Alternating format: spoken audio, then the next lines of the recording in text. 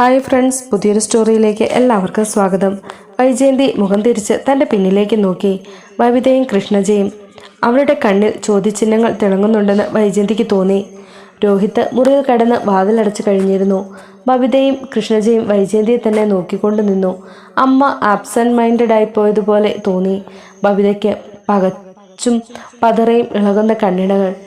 ഒരുത്തൻ്റെ ധിക്കാരം കണ്ടില്ലേ? വായിൽ വന്നതൊക്കെ വിളിച്ചു പറയുക. സ്വന്തം അമ്മയാണെന്ന വിചാരം പോലും ഇല്ല അവന്.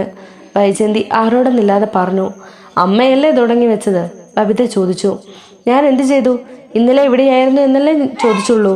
അമ്മയ്ക്ക് അച്ഛനോട് ചോദിക്കാമായിരുന്നല്ലോ. അച്ഛനല്ലേ കുടുംബനാഥൻ. അതോ അച്ഛനേക്കാൾ വലിയ സ്ഥാനം ഈ വീട്ടിൽ അമ്മയ്ക്കാണോ? രാവിലെ ഇവിടുന്ന് പോയിട്ട് രാത്രി തിരിച്ചു വരാത്ത മകനോട് ഇന്നലെ എവിടെയായിരുന്നു എന്ന് ചോദിക്കാൻ അമ്മയ്ക്ക് അവകാശമില്ലേടി?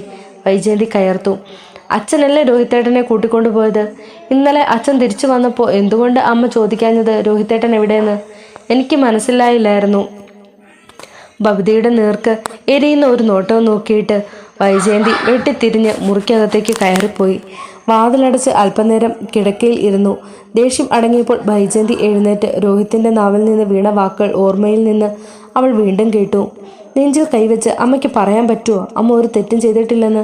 സത്യസന്ധയാണോ അമ്മ? ഒരു കളങ്കവും തീണ്ടാത്തവളാണോ?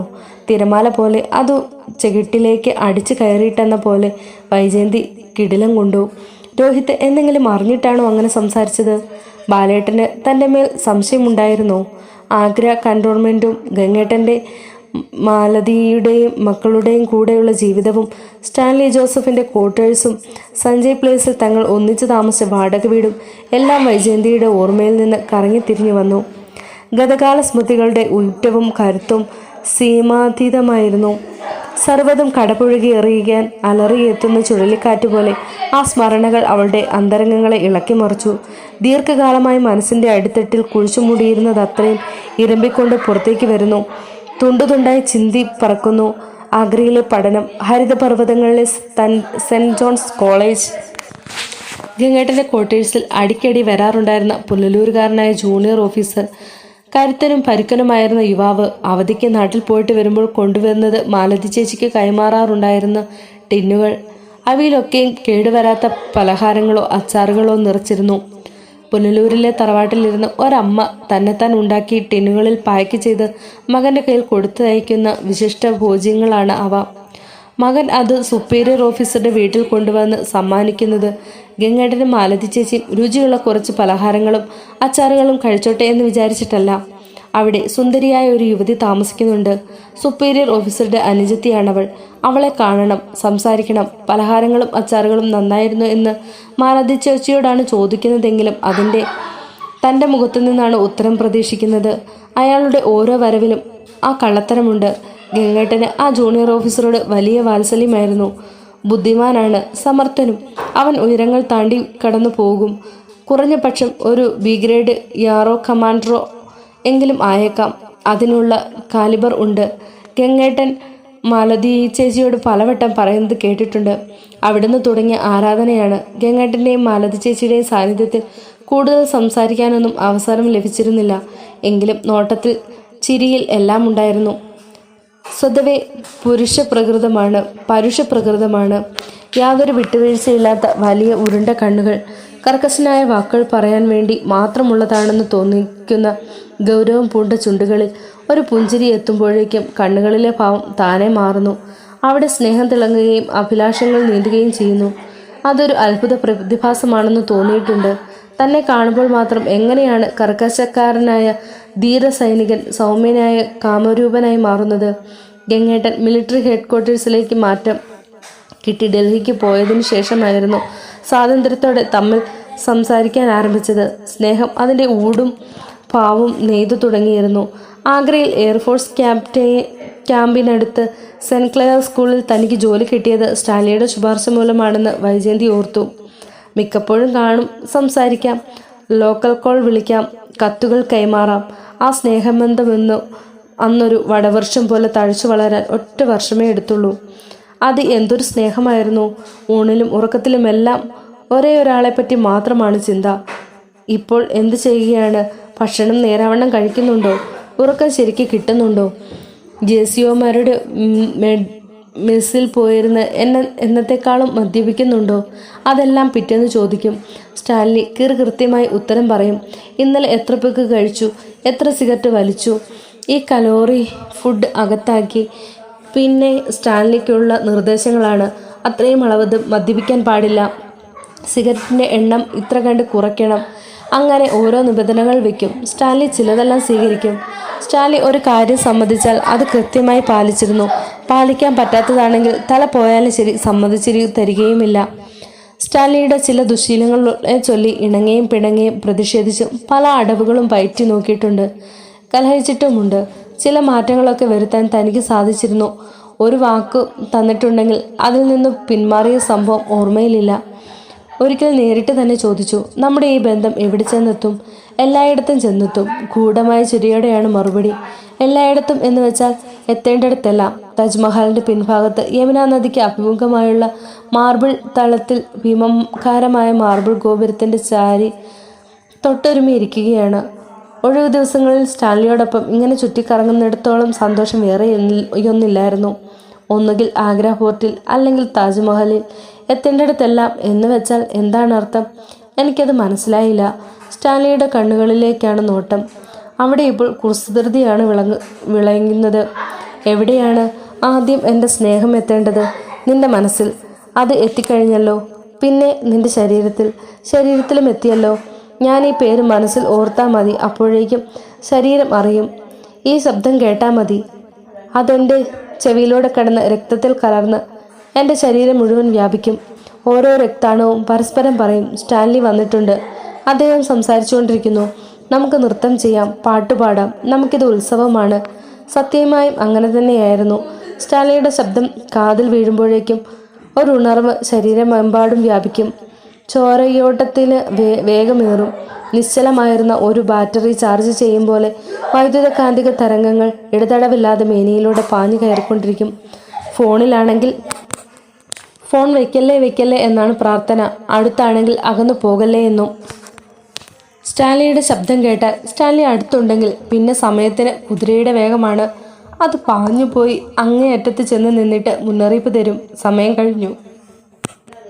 ഇവിടെ സംസാരിച്ചു തുടങ്ങിയിട്ടേ ഉള്ളൂ. ആളെ കൊണ്ട് കൊതി തീർന്നിട്ടില്ല. അതിനിടയ്ക്ക് ഒരു ഒഴിവു ദിനം, ഒരു പകൽ പാഞ്ഞു പോയി കഴിഞ്ഞിരുന്നു. പക്ഷേ എൻ്റെ രക്താണുക്കൾ സദാ പരാതി പറഞ്ഞുകൊണ്ടിരിക്കുന്നു, ഞങ്ങൾക്ക് അവളെ തൊടണം. സ്റ്റാൻലി ആ ഉണ്ടക്കണ്ണുകളിൽ ഒരു കള്ളനോട്ടവുമായി പറയുകയാണ്. ആദ്യം അവളുടെ നെറുകയിൽ, നെറ്റിയിൽ, പുരുകങ്ങളിൽ, കൺപോളകളിൽ. ഞങ്ങൾക്ക് അവളെ കടിക്കണം. ചെവിത്തട്ടിൽ, മൂക്കിൽ, തുമ്പിൽ, ചുണ്ടുകളിൽ, കവിളിൽ, കഴുത്തിൽ. മതി, തൃപ്തിയായി, നിർത്തിയേക്ക്. ഞാൻ പരിഭവിക്കുന്നു. എനിക്ക് തൃപ്തിയായില്ല. ഞാൻ ഇതെവിടെ ചെന്നെത്തും എന്ന് ചോദിച്ചത് വേറൊന്നും അറിയാനല്ല. എന്നെ കല്യാണം കഴിക്കോ ഇല്ലയോ അതുമാത്രം ഞാൻ ഇതുവരെ ചോദിച്ചില്ല. ഒരു വാക്ക് പറഞ്ഞാൽ മതി, എനിക്ക് വിശ്വാസമാണ്. ഇത്രയും ചീപ്പായിട്ടുള്ള ഒരു ചോദ്യം ഞാൻ ഇതിനു മുമ്പ് കേട്ടിട്ടില്ല. നിനക്ക് എങ്ങനെ തോന്നി എൻ്റെ മുഖത്ത് നോക്കി ഇത് ചോദിക്കാൻ? താനെന്തോ മഹാപരാധം ചെയ്തു എന്ന മട്ടിലാണ് പറച്ചിൽ. ചോദിച്ചത് തെറ്റായിപ്പോയോ? ഇങ്ങനെ ചോദിക്കാൻ പാടില്ലായിരുന്നോ? തന്നെക്കുറിച്ചുള്ള മതിപ്പ് മുഴുവൻ നഷ്ടപ്പെട്ടോ? ഇത് കാരണം തന്നോടുള്ള സ്നേഹം കുറവ് സംഭവിക്കുമോ? വല്ലാത്തൊരു ധർമ്മസങ്കടത്തിൽപ്പെട്ട് മനസ്സുഴി സ്റ്റാൻലിയുടെ മുഖത്തേക്ക് ദയനീയമായി നോക്കി. അപ്പോഴേക്കും അടുത്ത പീരങ്കി വെടി വന്നു. എൻ്റെ വീട്ടിലാരും ഈ കല്യാണത്തിന് സമ്മതിക്കില്ലെന്ന് ഉറപ്പാ. പിന്നെ കൊല്ലപ്പള്ളിക്കാര്, അവർ നിന്നെ പുറത്താക്കി പടിയടിച്ച് പിണ്ടവും കൂടി വെക്കും ഇല്ലേ? ഉവ്വന്ന് തലയാട്ടുമ്പോഴേക്കും കണ്ണിൽ നിറഞ്ഞ നീർത്തുള്ളി തുളുമ്പിക്കഴിഞ്ഞു. നെഞ്ചിലൊരു കരച്ചിൽ വിങ്ങിപ്പൊട്ടുന്നപോലെ. അത് കണ്ട് ഞാനൊരു തീരുമാനമെടുത്തു. സ്റ്റാൻലി ഇനി എന്താണ് പറയുന്നതെന്ന് കാതോർത്ത് ഉൾക്കിടലത്തോടെ ഇരിക്കുകയാണ്. നേരെ വത്തിക്കാനിൽ പോയി സാക്ഷാൽ പോപ്പിനെ കണ്ട് കാര്യം പറയുക. പിതാവേ, ഞാനൊരു പെണ്ണിനെ സ്നേഹിച്ചു പോയി. അന്യമതക്കാരിയാണ്. പക്ഷെ ഞങ്ങൾക്ക് ഒന്നിച്ച് ജീവിക്കണം. ഞങ്ങളുടെ കല്യാണം നടത്തി തന്ന് ഞങ്ങളെ അനുഗ്രഹിക്കണം.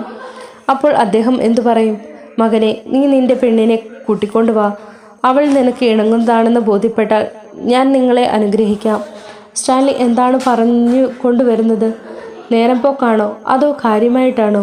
ഞാൻ അങ്ങനെ തന്നെ ചെയ്തു. നമ്മൾ ഒന്നിച്ച് റൂമിൽ പോയി. അദ്ദേഹം നിന്നെ കണ്ടു. എനിക്ക് ഇണങ്ങുമെന്നവളാണെന്ന് ബോധ്യപ്പെട്ടു. നമ്മുടെ വിവാഹം ആശീർവദിച്ചു. അതിനേക്കാൾ വലിയൊരാളില്ല ആ കർമ്മം നിർവഹിക്കാൻ. പോരെ, അതിനപ്പുറത്ത് എന്തെങ്കിലും ചടങ്ങ് ആവശ്യമുണ്ടോ? പള്ളികൾ, പുരോഹിതന്മാർ, ബന്ധുജനങ്ങൾ, താലിച്ചരട്, അല്ലെങ്കിൽ സബ് രജിസ്ട്രാർ ഓഫീസ്, അങ്ങനെ എന്തെങ്കിലുമൊക്കെ വേണമെന്ന് നിർബന്ധമുണ്ടോ നിനക്ക്? ഇനിയൊന്നും വേണ്ട, മനസ്സ് നിറഞ്ഞു. ഹൃദയം കൊണ്ടാണെങ്കിലും തന്നെ സ്വീകരിച്ച് അംഗീകരിച്ചു കഴിഞ്ഞല്ലോ.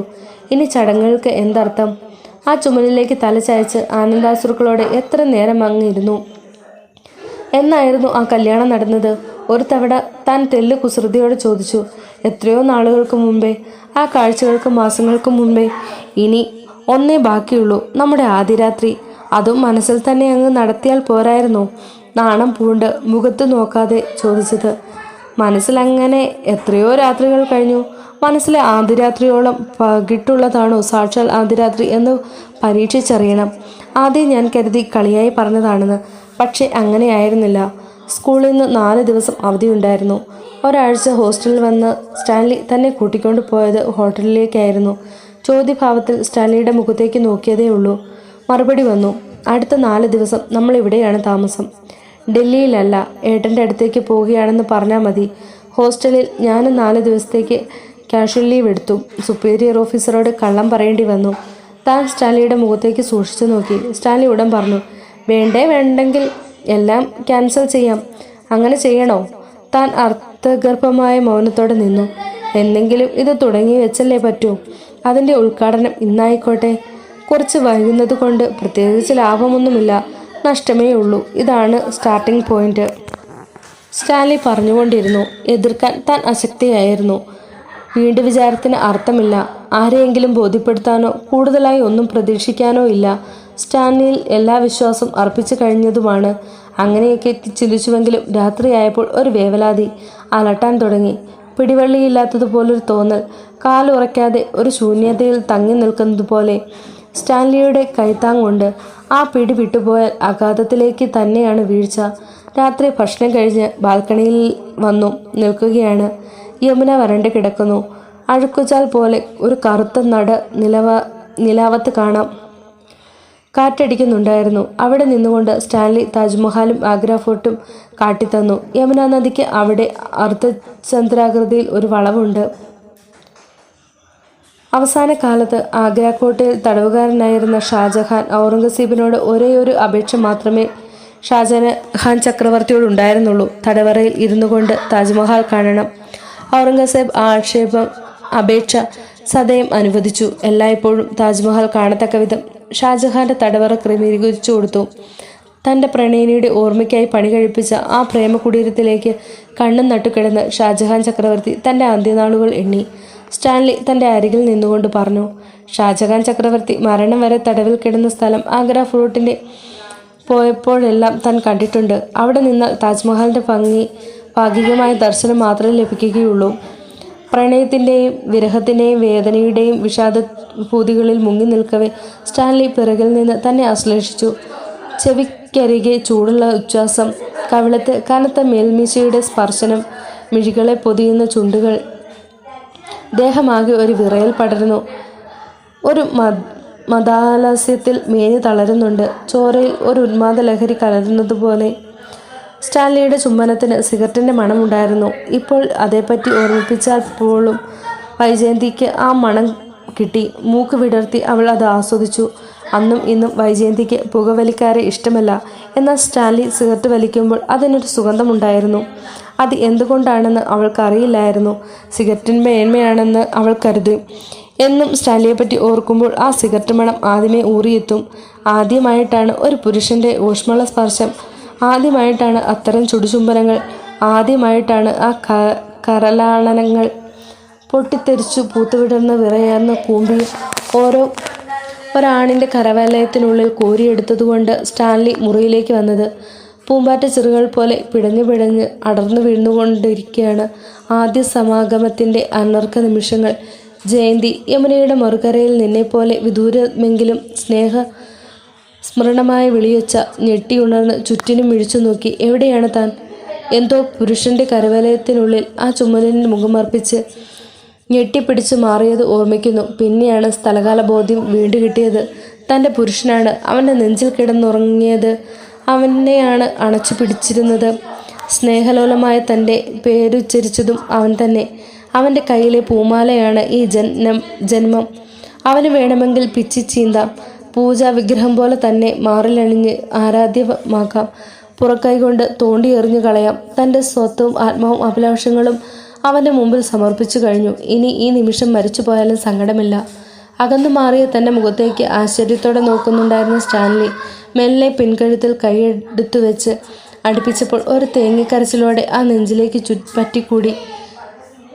ദേശാന്തഗമനങ്ങളിൽ കൂട്ടം വിട്ട് ഒറ്റപ്പെട്ട് നനഞ്ഞു കുതിർന്നു പോയ ഒരു പക്ഷിക്കുഞ്ഞിനെ പോലെ 4 ദിനരാത്രങ്ങൾ അത് കഴിഞ്ഞുള്ള വീർപ്പാടായിരുന്നു ദുസ്സഹം. അവൻ്റെ സ്വരം കേൾക്കാതെ, അവൻ്റെ സ്പർശനം അറിയാതെ, അവൻ്റെ വിയർപ്പിൻ്റെ ഗന്ധമേൽക്കാതെ ഇനി ഉറങ്ങാൻ വയ്യ. വീണ്ടും അവധി ദിവസങ്ങൾ വന്നു. അതിനായി കുതികൊള്ളുന്നത് മനസ്സ്. അവൻ്റെ കൈ പിടിച്ച് പുറം ലോകത്തേക്ക് ഇറങ്ങിക്കഴിഞ്ഞാൽ താനൊരു പെൺമയിലാണ്. മാനത്ത് മഴക്കാറുകൊണ്ട് മനം തുള്ളുന്ന മയിൽപ്പാട. എന്തു വേണം അവൻ ചോദിക്കും. തനിക്ക് ഒന്നും വേണ്ട. അവൻ്റെ ഇഷ്ടങ്ങളാണ് തൻ്റെയും ഇഷ്ടം. അവൻ്റെ നിശ്വാസമാണ് തൻ്റെ പ്രണയവായു. അവൻ്റെ കൈ കുടുന്നയിൽ അർപ്പിച്ച പൂജാപുഷ്പമാണ് തൻ്റെ ജീവനും ആത്മാവുമെല്ലാം. വളരെ വിലപിടിപ്പുള്ള ഒരു കളിപ്പാട്ടം കിട്ടിയ കുട്ടിയെപ്പോലെയായിരുന്നു അവൻ. അഭിമാനത്തോടെ അവൻ ആമോദിച്ചു, രസിച്ചു, വളരെ സൂക്ഷ്മതയോടെ കാത്തു സൂക്ഷിച്ചു. ഗർഭിണിയായി കഴിഞ്ഞുവോ എന്ന സംശയം തന്നെ വല്ലാതെ പീഡിപ്പിച്ചിരുന്നു. സ്റ്റാൻലിയോട് അക്കാര്യം പറഞ്ഞപ്പോൾ ഇതെല്ലാം നമ്മൾ പ്രതീക്ഷിക്കേണ്ടത് തന്നെയാണല്ലോ എന്നായിരുന്നു മറുപടി. മറ്റുള്ളവർക്ക് സംശയം തോന്നാത്തിടത്തോളം കാലം ജോലിയിൽ തുടരാനും നിർദ്ദേശിച്ചു. അതോടെ മനസ്സിൻ്റെ പേടി നീങ്ങി. തൻ്റെ പുരുഷനുണ്ട് കൂടെ. ധീരനാണവൻ. പ്രതിസന്ധികൾക്കെതിരെ പൊരുതാനാണ്. അവൻ്റെ തണലിൽ നിൽക്കുമ്പോൾ ഒന്നിനെയും ഭയപ്പെടേണ്ടതില്ല. കഷ്ടിച്ച് 5 മാസം.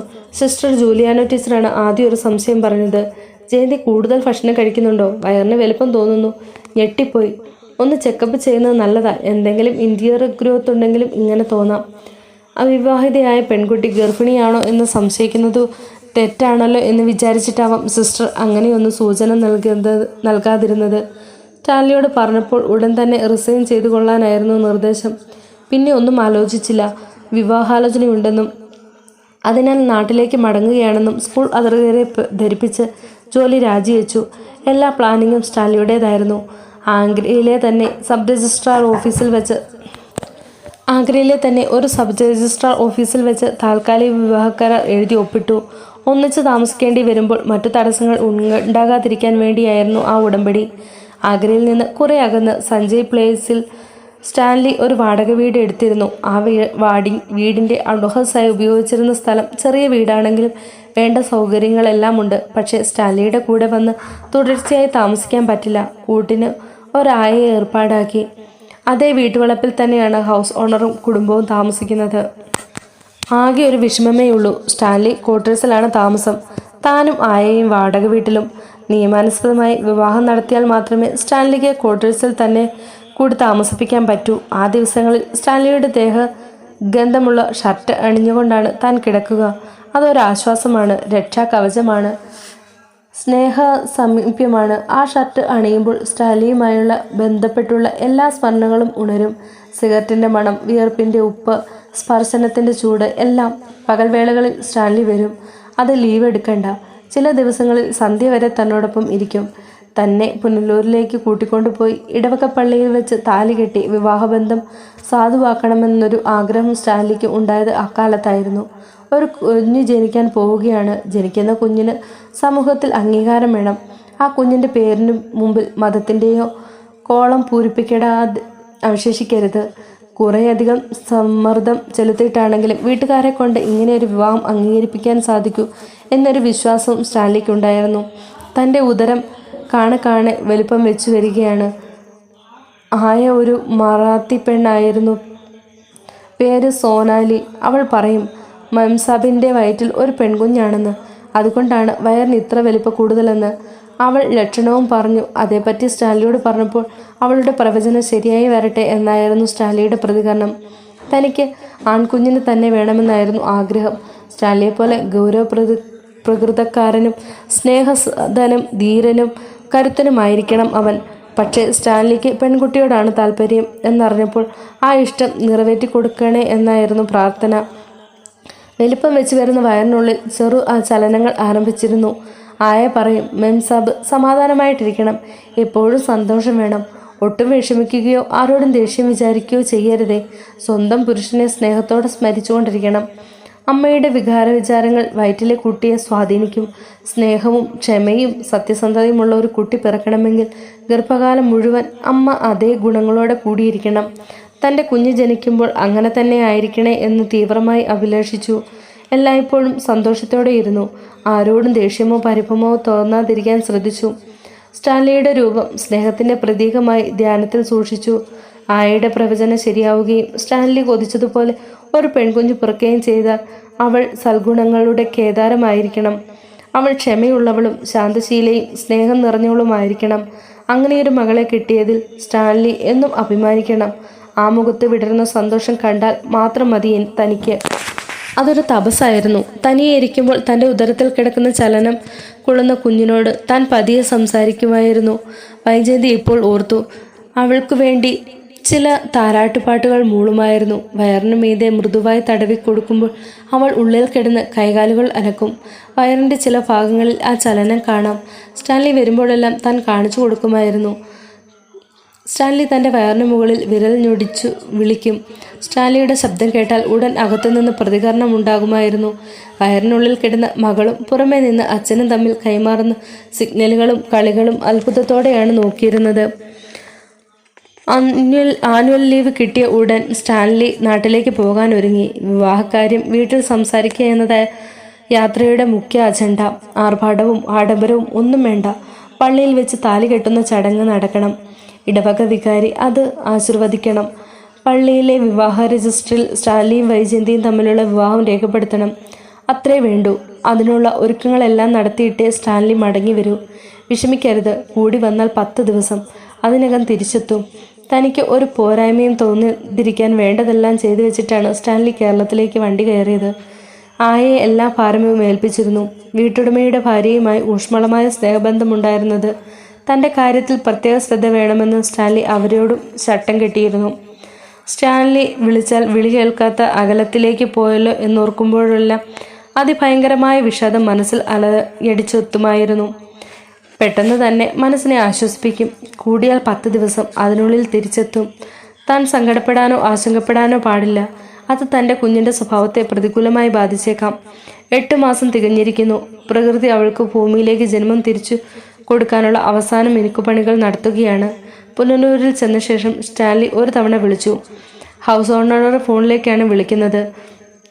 STD ഇല്ല, മൊബൈൽ ഇല്ല. ട്രാങ്ക് കോൾ ബുക്ക് ചെയ്ത് വിളിക്കുകയാണ്. പിന്നീട് വിളിയൊന്നുമില്ല. ഒരു ദിവസം വാതിക്കൽ ആരോ തട്ടുന്നത് കേട്ട് സ്റ്റാൻലി ആണെന്ന് കരുതി താൻ ചെന്ന് വാതിൽ തുറന്നു. കൺമുന്നിൽ കാഴ്ച കണ്ട് താൻ നടുങ്ങിത്തരിച്ചു നിന്നു. കെങ്ങേട്ടനും ശിവേട്ടനും നേരെ മുന്നിൽ. വീണ്ടും വാതിൽ തട്ടുന്ന ശബ്ദം. വൈജയന്തി ഒരിക്കൽ കൂടി ഞെട്ടി. ഉവ്വ്, വാതിൽ ആരോ ഇടിക്കുന്നുണ്ട്. വൈജയന്തി വർത്തമാന കാലത്തേക്ക് തിരിച്ചു വന്നു. അമ്മേ, അമ്മേ! ഭവിതയുടെ ഒച്ച. വൈജയന്തി സമചിത്തത വീണ്ടെടുക്കാൻ ശ്രമിച്ചുകൊണ്ട് വാതിലിന് നേർക്ക് ചെന്നു. വാതിൽ തുറന്നപ്പോൾ ആശങ്കയോടെ ഭവിത, അമ്മ എന്തിനാ വാതിലടച്ച് ബോൾട്ടിട്ടത്? എനിക്കിഷ്ടമുണ്ടായിട്ട് നീ ആരാ ചോദിക്കാൻ? ഇതാണ് തർക്കുത്തരം. ഇത് കേട്ടല്ലേ ഞാൻ പഠിക്കുന്നത്. നിനക്കിപ്പം എന്ത് വേണം? നേരെ മിരട്ടി. ഇതെന്താ ഭാർഗവി നിലയമോ? എങ്ങും ലൈറ്റുമില്ല, വെളിച്ചവുമില്ല. വിളക്കും വെച്ചിട്ടില്ല. വൈകുന്നേരത്തെ ചായയും കിട്ടിയില്ല. അപ്പോഴാണ് വൈജയന്തിക്കും ശരിക്കും സ്ഥലകാല ബോധം വന്നത്. താൻ എവിടെയായിരുന്നു ഇതുവരെ? രാത്രി ബാലചന്ദ്രമേനോന്റെ മുറിയിലെ ലൈറ്റ് അണയുന്നത് വരെ വൈജയന്തി കാത്തിരുന്നു. ബബിതയും കൃഷ്ണജയും കിടന്നു കഴിഞ്ഞു. രോഹിത്തിന്റെ മുറിയിൽ വെളിച്ചമുണ്ടോ എന്നറിയണമെങ്കിൽ മുകളിൽ ചെന്ന് നോക്കിയേ നിവർത്തിയുള്ളൂ. രോഹിത് പറഞ്ഞ 2 വാചകങ്ങൾ ഇപ്പോഴും മനസ്സിൽ കുറൂരമ്പായി കിടക്കുന്നു. കല്യാണത്തിന് മുമ്പ് അച്ഛന് രഹസ്യബന്ധമുണ്ടായിരുന്നോ? അമ്മ പ്രസവിച്ചിട്ടുണ്ടോ എന്നൊന്നും എനിക്ക് നിശ്ചയം പോരാ. എന്തുകൊണ്ടാണ് അവൻ അങ്ങനെയെല്ലാം സംസാരിച്ചത്? അമ്മ കളങ്കമില്ലാത്തവളാണോ എന്ന് തൻ്റെ മുഖത്തു നോക്കി അവൻ ചോദിച്ചതിന് പിന്നിലെ പ്രകോപനം എന്താണ്? വെറുതെയൊന്നും ഇത്ര കടന്നു സംസാരിക്കാൻ അവന് ധൈര്യം കിട്ടില്ല. തൻ്റെ ഭൂതകാലത്തെപ്പറ്റി എന്തെങ്കിലും സൂചന അവന് കിട്ടിക്കഴിഞ്ഞുവോ? ബാലേന്ദ്രൻ എന്തെങ്കിലും മനസ്സിലാക്കിയിട്ടുണ്ടോ? വൈജയന്തി ശബ്ദമുണ്ടാക്കാതെ കോണിപ്പടി കയറി മുകളിലെത്തി. രോഹിത്തിൻ്റെ വാതിക്കൽ പതിയെ തട്ടി വിളിച്ചു. രോഹിത്ത് കിടന്നുവെങ്കിലും ഉറങ്ങിയിരുന്നില്ല. അവൻ ലൈറ്റിട്ട ശേഷം വാതിൽ തുറന്നു. വൈജയന്തി അകത്തേക്ക് കടന്നു. ഉടൻ തന്നെ വാതിൽ ചേർത്തടയ്ക്കുകയും ചെയ്തു.